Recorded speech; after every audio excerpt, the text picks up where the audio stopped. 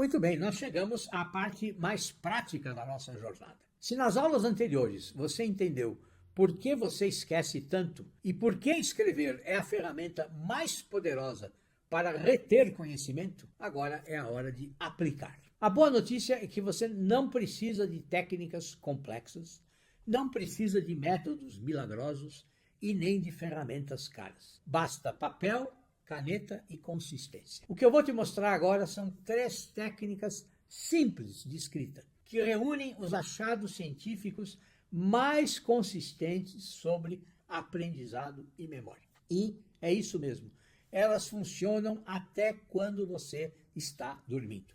A primeira técnica é a chamada de escrita ativa, tá? Ou, na linguagem científica, prática de recuperação da memória, ou simplesmente recuperação ativa. Ela consiste em estudar um conteúdo, né? Seja uma aula, um artigo, um vídeo, e depois tentar escrever tudo o que você conseguir lembrar sem consultar o material original. Parece simples, mas é incrivelmente eficaz. Estudos como o do Jeffrey Karpik e a Janelle Blunt, publicados em 2011, né, mostram que tentar recuperar informações da memória fortalece a aprendizagem mais do que só revisar. Ou seja, lembrar é aprender de novo. E escrever o que você lembra ativa esse processo com intensidade. Então funciona assim, você assiste a um conteúdo, faz uma pausa, fecha o material e escreve de cabeça aquilo que você entendeu, o que você lembra, quais conceitos foram apresentados. Depois você pode voltar ao conteúdo original e comparar com o que você escreveu e complementar as lacunas. Isso ajuda não só a memorizar, mas também ajuda a mapear as suas falhas de compreensão. E mais, esse tipo de escrita exige atenção total, engajamento, esforço cognitivo. É o contrário do consumo passivo, né, de que eu falei na nossa primeira aula. Com o tempo, a sua capacidade de reter e organizar o que aprendeu vai aumentar de forma significativa. A segunda técnica é o chamado resumo conectivo. Aqui, o objetivo é escrever um resumo com as suas palavras, como se você estivesse explicando o conteúdo para outra pessoa. Isso ativa o chamado efeito de geração. Ou seja, você está criando a sua versão do conteúdo e não apenas copiando. Mas tem um detalhe importante. O resumo deve conter exemplos que façam sentido para você.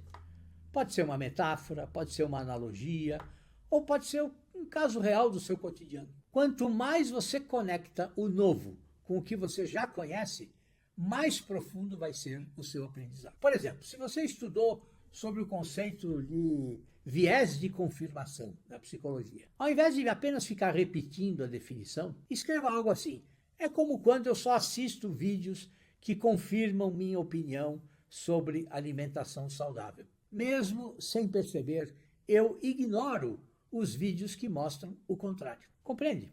Esse tipo de escrita, ela cria pontes semânticas entre o conhecimento novo e a sua experiência pessoal. E essas pontes, elas funcionam como trilhas para o cérebro lembrar depois, mesmo que sejam semanas mais tarde. E isso é o que nós chamamos de aprendizagem significativa. A terceira técnica é o diário de aprendizagem, uma prática poderosa de metacognição.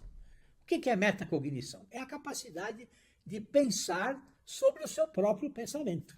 Ou, mais precisamente, de observar, de você monitorar e regular os seus próprios processos mentais durante a aprendizagem, durante a leitura, durante a resolução de problemas ou de qualquer atividade cognitiva. O que você deve fazer? No final do dia, dedique alguns minutos para responder por escrito a 3 perguntas. O que eu aprendi hoje? O que mais fez sentido para mim? E o que ainda está confuso ou incompleto? Essa prática combina os benefícios da escrita reflexiva, da recuperação ativa e da reorganização cognitiva. E o mais interessante, estudos em neuropsicologia sugerem que quando nós escrevemos à noite, antes de dormir, o cérebro tende a consolidar melhor essas memórias durante o sono. Essa técnica ela é aplicada em programas educacionais de alto nível, né? Incluindo a prática, por exemplo, de escrita reflexiva, ou journaling, né? Adotada por universidades como Harvard e Stanford. Essas universidades adotam essas práticas para estimular o pensamento crítico e o autoconhecimento dos alunos.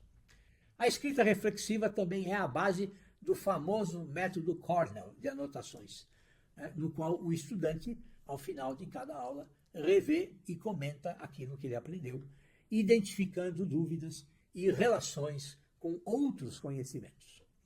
Da mesma forma, né, o diário de aprendizagem ele não exige perfeição formal, né? Ele não é um exercício de estilo, não, nada disso.